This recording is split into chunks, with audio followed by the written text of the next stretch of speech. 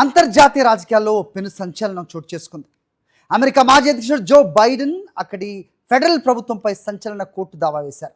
తన జ్ఞాపకాల పుస్తకం ప్రామిస్ మీ డాడ్ కోసం గోస్ట్ రైటర్ మార్క్ జోనిటర్తో తాను జరిపిన ప్రైవేట్ సంభాషణల ఆడియో రికార్డింగ్స్, ట్రాన్స్క్రిప్ట్లను బహిరంగ పరచకుండా అడ్డుకోవాలని ఆయన వాషింగ్టన్ కోర్టును ఆశ్రయించారు.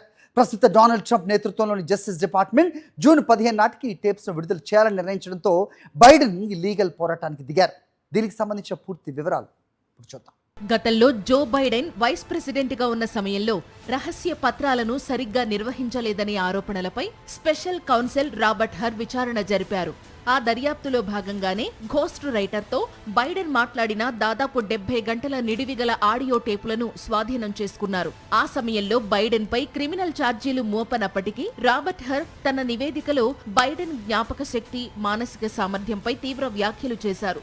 బైడెన్ తన సొంత డైరీ నోట్స్ చదవడానికి కూడా తీవ్రంగా ఇబ్బంది పడ్డారని, ఆ సంభాషణలు అత్యంత నిదానంగా, ఇబ్బందికరంగా సాగాయని హర్ పేర్కొనడం అప్పట్లో వాషింగ్టన్లో పెద్ద దుమారమే రేపింది. అప్పట్లో బైడెన్ నేతృత్వంలోని జస్టిస్ డిపార్ట్మెంట్ గోప్యత కారణాల దృష్ట్యా ఈ ఆడియోల విడుదలను అడ్డుకుంది.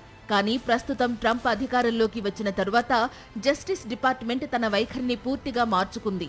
బైడెన్ మానసిక స్థితి 2016 నుంచే క్షీణించిందనే నిజాన్ని గత ప్రభుత్వం దాచాలని చూసిందని, ఈ టేపులను ప్రజల ముందుకు తెచ్చి తీరుతామని జస్టిస్ డిపార్ట్మెంట్ ప్రతినిధి నటాలీ బాల్దస్సారే స్పష్టం చేశారు.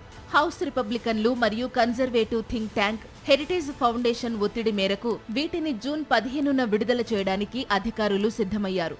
దీనిని సవాల్ చేస్తూ బైడెన్ తరపు న్యాయవాదులు కోర్టులో పిటిషన్ వేశారు. తన పెద్ద కుమారుడు బో బైడెన్ మరణం తర్వాత రాసుకున్న పుస్తకం కోసం జరిగిన ఈ సంభాషణలు పూర్తిగా వ్యక్తిగతమైనవని, వీటికి ప్రైవసీ యాక్ట్ వర్తిస్తుందని జో బైడెన్ లాయర్లు వాదిస్తున్నారు.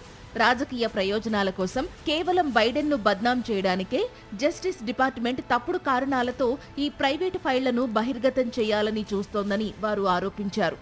ఈ ఆడియోలు గనుక బయటకు వస్తే అమెరికా రాజకీయాల్లో మరిన్ని రాజకీయ ప్రకంపనలు ఖాయంగా కనిపిస్తున్నాయి. ఒక మాజీ ప్రెసిడెంట్ ప్రస్తుత ఫెడరల్ ప్రభుత్వంపై ఇలా ప్రైవసీ హక్కుల కోసం కోర్టుకు వెళ్లడం ఇప్పుడు అంతర్జాతీయంగా హాట్ టాపిక్ గా మారింది.